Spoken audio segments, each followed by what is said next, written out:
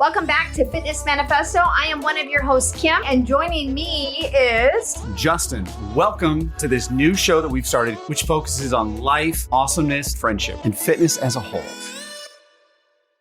It's wet outside right now. It is downpouring, so my clothes are destined to just be drenched today. It is what it is, but at least we're getting some rain. I got to tell you, it was very funny that I saw her pull up. She was sitting in her car and her music was so loud, it was bumping in here. Yes.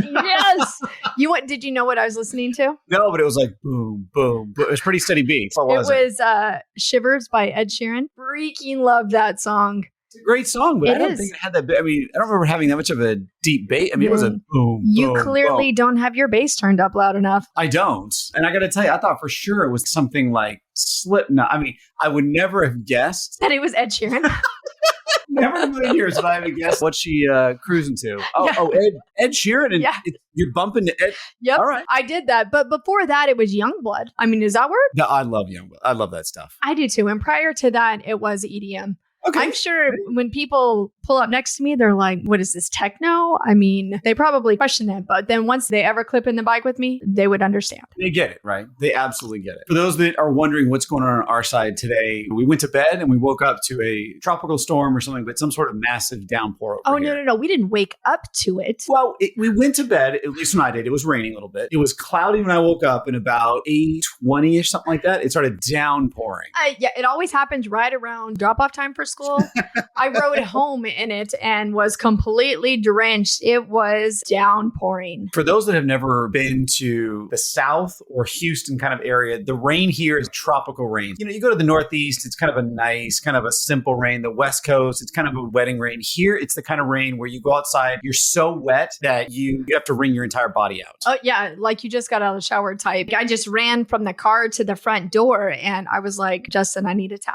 I even took my shoes and socks off and left them in the car because I knew that they were going to get drenched and I can't afford another pair of tennis shoes sopping wet. I need them for this afternoon. Kim has been in my house many times. She's never shown up without shoes. And I thought that was a very, it just shows kind of the camaraderie we already have. To show up at someone's house without shoes means that you're definitely simpatico. Yeah, there you go. And I just walked in and needed a towel. Well, and it was nice. I didn't even have to take my shoes off. No. Because they were already off. Already set. Your shoes are going to be nice and dry. Hopefully, they are. Looking outside, slowly it's pouring out. So hopefully before. And it's supposed to keep it up all day. Well, we definitely need the rain. Mm-hmm. My mom lives in Arizona now, and it's so funny. She always teases me. She's like, "Oh, we got so much rain last night." I'm like, "How much?" Like 1/10 of an inch. Yeah. I'm like, "We get that in the first seconds of a rain." Exactly. You're in the desert, remember? I remember when I lived overseas in the Middle East, whenever it would rain. Oh my gosh, it would come down so hard and so quick, and then it was done. And it was like everybody was outside doing the happy dance whenever it rained because you didn't see very much of it. No, but it's fun, right? But unless you're driving on it, then you don't want to be on those roads. No. People are crazy in the rain. Well, even here. Come on, let's be honest. Well, people are crazy here even without the rain. That's right. I blame it on the Westerners moving here. I was one of them. I can say that. Maybe you're the issue. See? I think we can all agree at some point I am the issue. I think we all know that. That's not true. All right. So let's get to it today. Today's topic is something fun that we've added back and forth for a while. And it's basically how to be a good teammate. And we're going through a situation right now where I would say it's probably a good example of not being the best teammate. Would you say that? Yes, I would agree with that. So we're going through a change, and it's very weird because it's one of those great examples of what not to do in change. It's kind of this, hey, we're hiring a new person. We're not going to tell you why. We're already a little overstaffed. We're not going to tell you really anything about her or when she's going to start or anything else. And so that to me is kind of where the subject emanated from, that's not a good way to communicate or be a good team member. I would agree with that. I feel like there's more going on than they want to tell us. I feel like they're getting ready to honestly swipe us all out is what I feel. Well, Kim is always the doomsdayer. I'm kind of the perpetual optimist. Doomsdayer? What are you talking? I'm one of the most positive people you've ever met. Kim, I agree with that. But when it comes to personal stuff, you do make me laugh. You know this. Oh, yeah. I get in my head. Yep. I got it. She gets in her head. She's fantastic. But whatever culminates from this, I think there's a much better way to handle this. And so one of the things that I want to talk about today is this is a great example of what not to do. So how would we deal with this in an appropriate way, right? Because in the back channels, everyone's talking about something. We've got 2 different text chains going and everyone's talking about something different. We've got a group text chain, our text chain, and everyone says something different. So I think the first thing is you got to be upfront and honest with everything. Oh, absolutely. I think trying to keep stuff hidden or behind the closet door or whatever whatever door you want to keep it behind, it just leaves a bad taste. You need to be open about it. You don't want people to have these feelings, 100%. They just need to be truthful about it all. I mean, and if we need to do something on our end to change and to get better, they need to let us know about it instead of trying to do stuff behind our backs. Our situation's not unique. I mean, a great example is one of my best friend's wife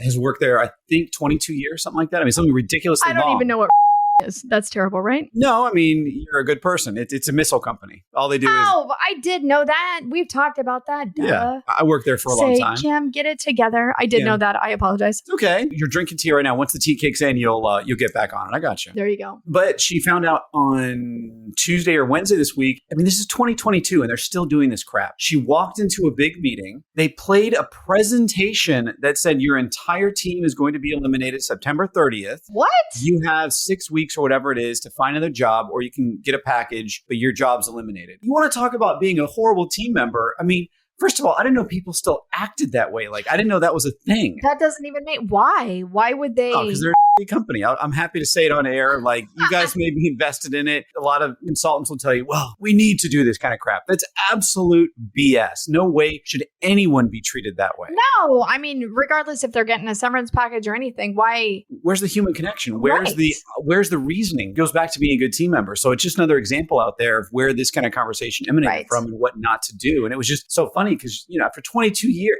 I mean, I can't imagine being somewhere that long. Oh my gosh. And to be blindsided by that, I mean, that's sad. Nobody should ever be treated that way. They've been there for that long. They think they're going to be there longer and honestly, probably retire from there. And then to get shafted like that, not cool. Not cool at all. Part of not only communicating effectively and openly, but being honest, right? Mm-hmm. Like consistently telling the truth. I mean, I'm sure you experienced it living in the Middle East. There's the truth and then there's the truth.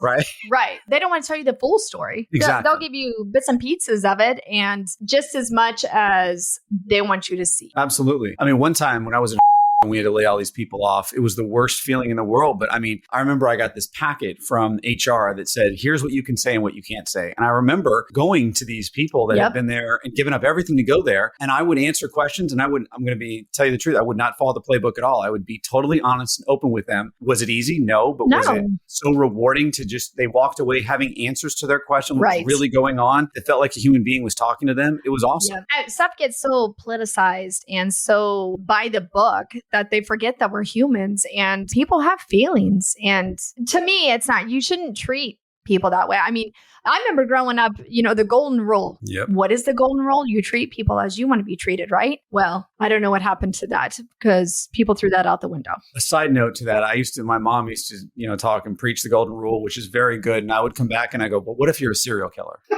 So maybe the golden rule shouldn't apply to everyone across the board. Well, if you think about it, the person that he did it to isn't around to treat the other person, Okay, fair enough. So, he's got some problems.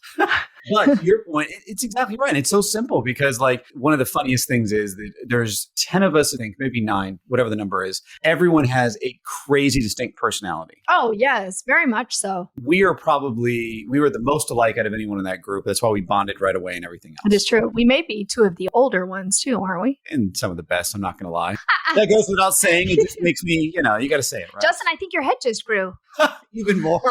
My hair's even taller. I think it is too. But what I'm trying to say here is that even in that group, everyone needs to be told what's going on, right? There's people in there that love to keep secrets. There's people that want to say everything. There's people that their lives are falling apart. There's people that lives are growing. And even in this little small group of 10 people, we all want still to be told what's going on. I think it's kind of owed to you being there and what we do. We're not coming down corporate America, where we come and we are sitting at a desk 8 to 5, but we still have to show up. We have to take time where we don't get paid to make a playlist, which is fine because I love it and I enjoy it. I enjoy what I do to lead up to once I clip in. I'm not clipping in for me. I'm clipping in for my writers. 100%. I freaking love it. I'm clipping in for my writers who are showing up at Cycle Bar to get a good workout in, to have a different attitude whenever they walk out that door, a better attitude, to feel better about themselves. It would be nice to know that, not that we're loved and taken care of, but that they've got our backs.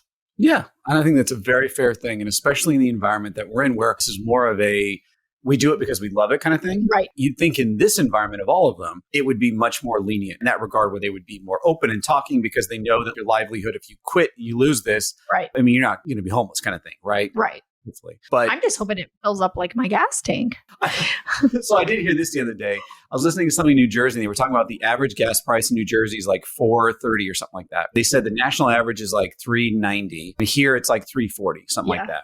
Yeah. I remember when it was at $4.30 here for a period of time. Yes. It was crazy insane. So now that it's dropped $1 a gallon, I'm so happy. It still costs me at least $75 to fuel my car, though. I mean, that's ridiculous. What was it? A couple years ago, it wasn't even $20 to fill my car from empty. There was a period here when we lived in Houston where gas was less than $1 like 4 or 5 years ago. It was awesome. But it's weird. I mean, you think in the 2015, 2016, whatever it was, I mean, have gas less than $1? Like, I mean, we were so excited. And now that it's at even $3.50, which is still better than most parts of the country, I'm still like, man, I want it to come down some more. Yes. I liked it when it was below $2.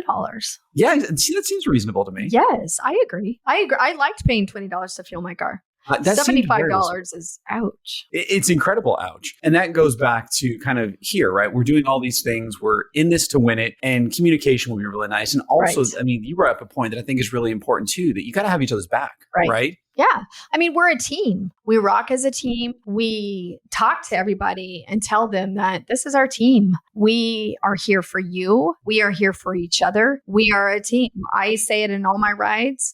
We ride together, especially, when that board comes on and that race board comes on, which is my favorite part of the ride. It's totally different when you put the group function up because you ride together and it shows. And the power that you have when you are together in this is way stronger than when you're an individual. I guess that's probably the power of the team, right? Is that you act as one. So you not only have each other's back, you not only are transparent in terms of, what you're talking about or being honest about it, but you're acting as one, right? You are part of a community. Right.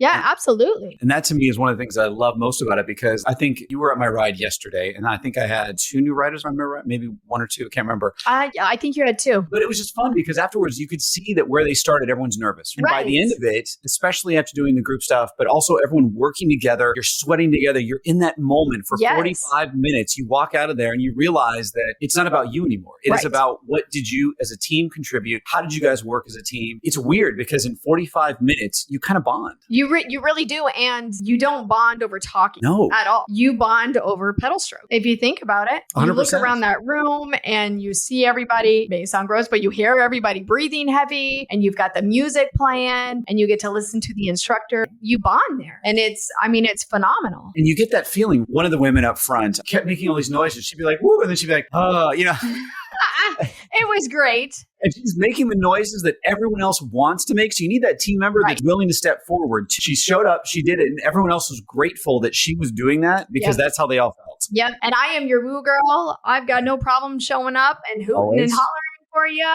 I will scream all day long. And I have to tell the people that sit in the row in front of me that, y'all, I'm really loud and I scream and I hoot and I holler. I'm like, if that's a problem, I can move or you can move. I'm okay with that. Now, I don't really know a lot of people from Wyoming. Are they like this or not? Or are you the one woo girl? Like one of a kind. Really, I'm originally from Texas. So wait, hang on a second here. We're going to digress for a second. I thought you were always from what? My husband's born and raised in Wyoming. I am from the other side of the state. I am from San Angelo. And then I moved to Wyoming whenever I was going into 2nd grade. I moved to the Middle East when I was going into 8th grade. And when I graduated over there, I moved back to Wyoming. My parents kept their house there. Okay. And then when my husband got a job in the Houston area, we moved down here. 7 years ago? No, Abba is 9. So it'll be 10 on Valentine's Day. Wow. Crazy, right? It is. That's cool. See, and that's another good part about being a team member, asking questions of each other, getting to know each other. Justin and I talk all the time. They always threaten that they're going to separate us when we're together. Yeah, they won't be able to. No, that is not a worry that I have. No, I think it'd probably be worse because I think we'd probably be louder if they separated us. Because we would try to scream to each other across the studio. I wouldn't. That was my evil laugh. Between your voice and mine, there's very little yelling needed. Oh, yeah. Absolutely. It carries. I am naturally a loud person anyway. I can talk over the music in the studio, which I've had to do a couple times whenever the microphone, the headset completely gave out on me. I turned the music down just very little and I had to scream over top of the music so that they could hear me. And I'll tell you what, my throat hurt for a while, for days from screaming. You go, horse. Yes, it was rough. And to try to push intervals while you're screaming, that was rough. It's like going to a concert, right? You're trying to talk. I love when you're at a concert, you're trying to talk to someone and you're like, I shake my head usually because they're trying to talk. I'm like, I can't, sure. And I'm terrified of what I agreed to, but yes, we're good. Yes, that works. Yes, yeah. I agree. Whatever. But, I think we've covered quite a bit in terms of to be a good team member. Really what it is being not only the golden rule, treat others as they want to be treated, but it's about having effective communication, being open, Absolutely. Being honest, tearing down all those stupid things you learn in law, right? When you go to business school, the first thing they tell you is never admit guilt. I mean, they go as things like to protect yourself, right? Because everyone's so willing to sue. And I think that part of what we've lost as a team, as a litigious society, is the ability to actually be open and honest with each other. Well, and communication is huge. It's gigantic. And it's so funny because it's one of those things that's often overlooked. It's, we know better than you. Right.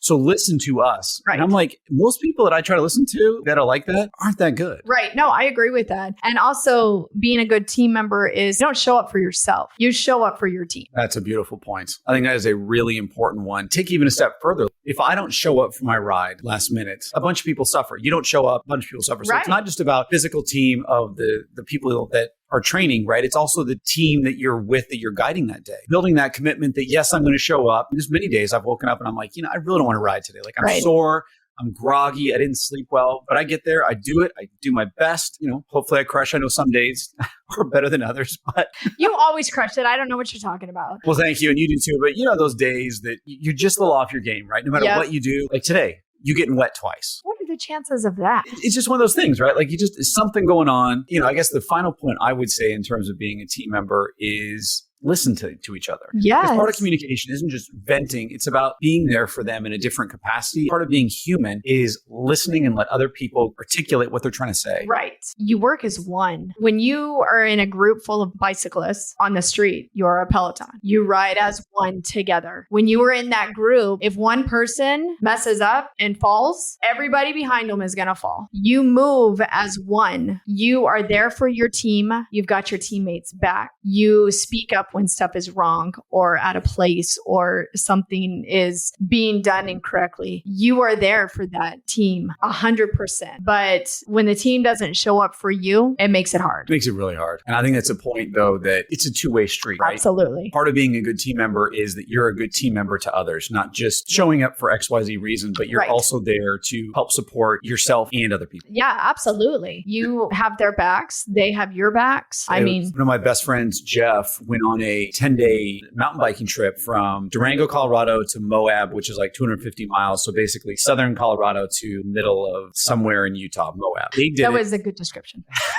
Yes, look on a map. The point of it is that they did it for 10 days and it was a total team effort, right? You could not do a ride like that because you're so far removed. He said they lost cell connection, I think 5 total days out of the 10. Half the time, if anything were to go wrong, you were totally 100% on your own. It's things like that I think if you want to feel like you're part of a team, do something, whether you're spinning, whether you do join some kind of other activity, whether you go running with someone else, do something with someone else to get that feeling to not only help motivate you, but to give you the experience of how to act as a team member. Because I think one of the things that I felt it was hard. I kind of lost that team feeling in a lot of ways. Yeah, it's all about mindset too. It's easy to be a team player. I mean, it really is. Don't try to put yourself first. Don't be selfish. Don't just show up for yourself and think that you're number one and everybody else just get behind you. You can't do that. You have to show up and be honest and open about everything that's going on. You can't. I mean, Justin, honestly, I don't understand it. It's weird. Why would you want people to feel that way, especially your employees? That makes no sense. To me, it goes back to the fact that, and I talk about this a lot, I just actually wrote a blog on this I'm going to publish, and it's on that the 80s messed us up.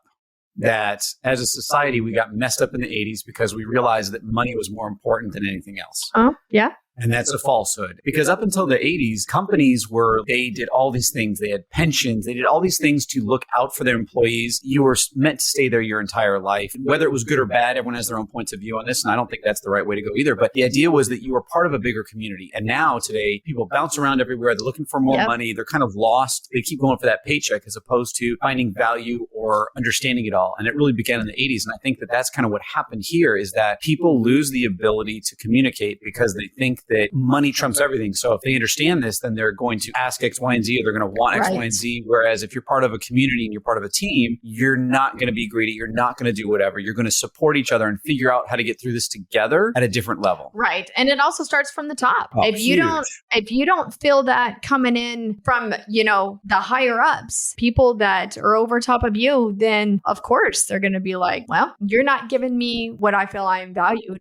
I'm out. 100%. It's just important. And so as we kind of wrap up today, I want to say that to be a good team member is honestly, you guys have fun with each other too. Yes. Like if you're not having fun, there's something wrong. And I've worked with many engineers in my day. In fact, probably the majority of people I've worked with over the years, besides artists and creative people and entertainment, are engineers. Engineers are so funny because they are very anal in a lot of ways. They have very particular ways of doing things. But I'll tell you, even engineers know how to have fun. So guys, we can all have fun. Yes, we can. Absolutely. And build that bond outside of the workplace. Get together. Get to know each other. Take time out of your day. I know we're all so crazy busy. And yes, we're not in this to get rich. This is not everybody's full-time jobs. I am a homemaker. Being a spin instructor is something I enjoy for fun because I love it. Take that time and bond with your team. It's not always about work. It's not always about, hey, we're going to go clip in. No. Hey, let's go eat pizza. Let's go drink a beer. Get together. Hang out. Get to know your people. On a deeper level. Yes. I mean, you've got to, because if not, it's people are just going to show up, clip in, and they're out. You get to the point that you're just like a robot. You just show up, you leave, and you've got no skin in the game anymore.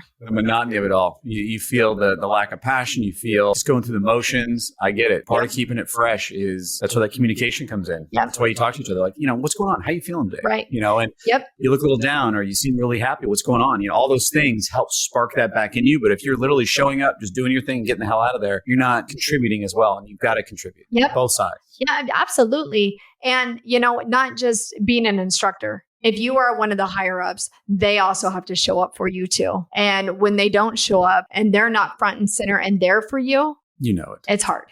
100%. But just keep your head up as long as you're being a good team player and you're showing up for your other teammates and the people who show up for you, you've got it. And that concludes today's episode of the Fitness Manifesto. I know you guys enjoyed it. And Kim, I want to say thank you to you and to our audience for making this podcast what it is. Yes, we wouldn't be here if it wasn't for you guys. And stay tuned for the next episode.